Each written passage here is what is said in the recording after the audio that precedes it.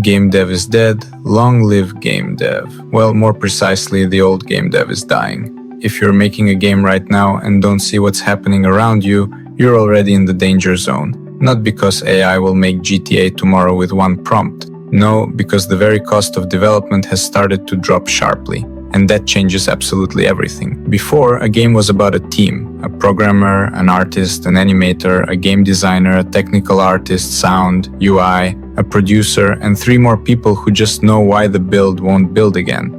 Now, one person in an evening can put together a prototype, assets, animation, shaders, a gameplay loop, and even a trailer. Will it be perfect? Of course not. Will it already look like a game? 100% yes. And that's where the problem starts. Because when everyone can do more, the word more itself stops meaning anything important. We are entering an era of development inflation.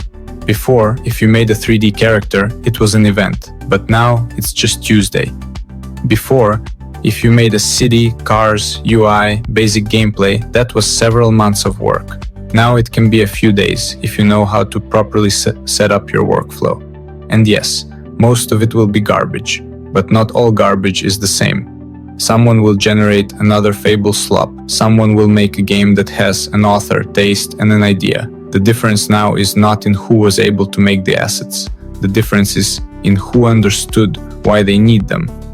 And this is the main shift.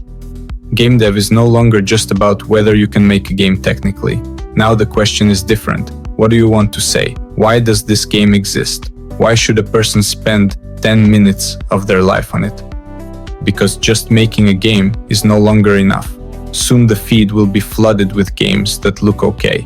They'll have characters, lighting, gameplay, and even a trailer. But inside there will be nothing. Just content that was generated faster than the author had time to think.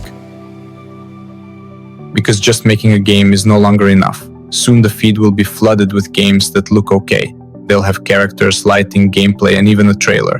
But inside there will be nothing, just content that was generated faster than the author had time to think. And this is good news for small developers, because before you competed with budget, now you compete with taste, you compete with decisions, rhythm, you compete with what emotion a person gets in the first 30 seconds. AI can write code, can make assets, can assemble a piece of a scene, but AI can't yet replace what you really want to show. If you don't have a thought, AI will just speed up the emptiness. If there is a thought, AI can give you a chance to show it faster.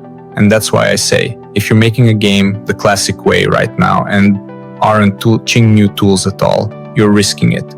Because it has become too slow for the first step. You don't need to build a production pipeline on AI right away. You don't need to give it the whole game. You don't need to believe in magic, but you need to try an agent, try asset generation, try quick prototypes and new pipelines. Because right now, the winner is not the one who sits and argues whether it's real or not.